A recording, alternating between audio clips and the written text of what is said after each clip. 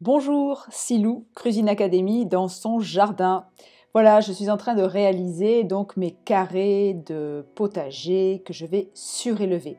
J'ai construit donc mon petit jardin potager sur mon terre filtrant et il n'y avait que 20 cm de terre arable pour faire pousser. Donc au bout de 10 ans, effectivement, mes plantations commençaient à être bien moins productives. Donc j'ai décidé de surélever ces carrés. Donc j'ai acheté des poutres en chêne et nous avons créé une assise et je monte mes poutres dessus en Lego, en les juxtaposant décalés, voilà comme vous voyez là. Et puis je vais fixer ça donc avec des équerres et puis je vais mettre du pare-vapeur pour protéger les poutres parce que la terre contre le bois, avec l'humidité, relativement rapidement, au bout d'une dizaine d'années, ça finit par se désagréger. Donc ça c'est le deuxième carré, hein, le premier étant monté, on va monter le deuxième carré, donc on essaye de mettre la terre à niveau au sol pour poser les premières poutres d'en base. Et puis voilà, là je vais couper le pare-vapeur pour faire le premier carré. Donc ça va vite à faire, hein. On mesure, on coupe les bonnes longueurs. J'ai pris des petits tasseaux, des petites baguettes que je coupe avec le taille-branche là, vite fait. Et puis j'agrafe ça. Voilà, faut pas se tromper de côté, hein. Une fois sur deux, je suis toujours obligée de réfléchir. Voilà, j'agrafe et puis je vais aller donc poser ça. Donc là, je retourne les agrafes.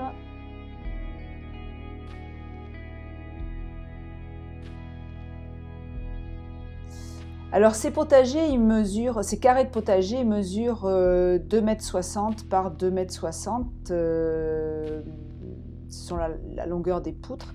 Et j'ai fait donc à l'intérieur comme ça une petite entrée, ce qui fait que le pourtour est fait 90 cm, hein, le bac pour cultiver fait 90 cm. Et en rentrant comme ça au milieu, je peux par tous les côtés, toujours à bout de bras, j'ai toujours accès à toutes mes cultures. Alors que si j'avais fait le carré, tout carré, il fallait rentrer, marcher dans le potager. Donc là, l'avantage c'est que jamais je ne piétinerai la terre et donc je ne vais pas la tasser. Ça va être pratique également, ça va me permettre de moins me baisser pour jardiner et éventuellement même de pouvoir m'asseoir sur le rebord du bac. On a planté donc des arbres tout autour du jardin potager pour créer une petite ombre parce que dans le sud-ouest, quand ça tape, le soleil niaque vraiment. Et donc les plantes se développent mieux. D'ailleurs, regardez par exemple ces tomates, on est mi-septembre. Voilà, des pieds de tomates qui n'ont absolument pas reçu de traitement, pas de bouillie bordelaise, quoi que ce soit, si ce n'est mes micro-organismes que je pulvérise donc régulièrement. Et donc dès que c'est un peu ombragé, ça pousse quand même mieux. Donc voilà, tout est tenu avec des équerres, donc vous voyez mettre, voilà, ça c'est pour que tout se solidarise, hein, et qu'on ne risque pas de faire tomber une poutre parce que ça pèse, on pourrait se faire mal. Et après, en intermédiaire, je mets ces espèces de plaques là, pleines de clous, qui vont permettre de tenir sur la longueur des 2,60 m, de solidariser les poutres entre elles. Là, je vous montre comment je referme mes agrafes.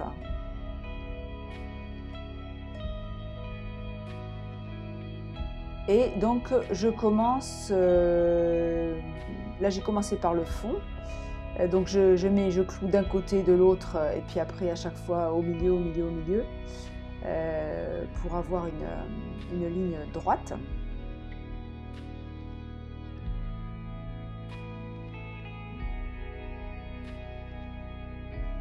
Voilà, et à chaque fois que j'ai fait un côté, eh bien, je vais coincer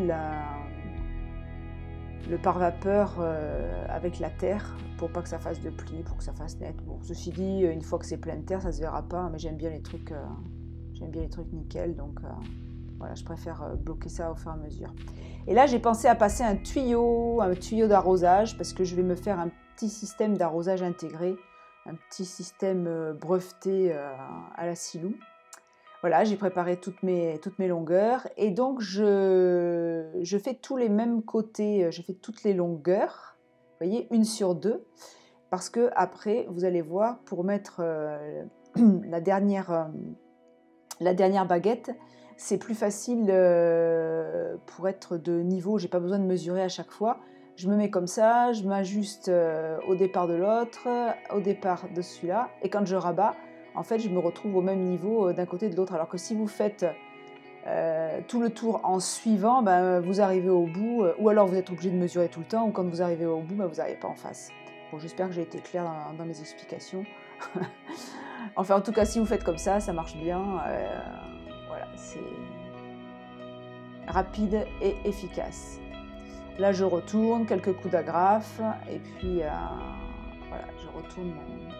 J'essaye d'être toujours un petit peu plus bas que la dernière poutre, parce que comme ça, quand on va arroser ou s'il y a des grosses pluies, pour pas que ça revienne, que ça sorte par la poutre du dessous. Donc voilà. Et bien voilà, mes 2 bacs sont terminés. Maintenant, on va avoir à attendre un petit peu, un peu plus tard dans l'automne, parce qu'on va tailler des arbres et je vais faire du BRF pour mettre au fond. Là, j'ai commencé à mettre du bois dans le premier bac, mais il va me falloir du bois raméable fragmenté, et donc on va utiliser les arbres qu'on taillera un peu plus tard dans l'automne, lorsque les feuilles vont commencer à tomber. Donc voilà, je vous donne rendez-vous dans 1 mois pour la suite de la confection de ces bacs de jardin. J'espère que cette petite démonstration vous aura plu. Je vous dis à très bientôt pour un tour de jardin et puis pour des recettes de cuisine. Au revoir!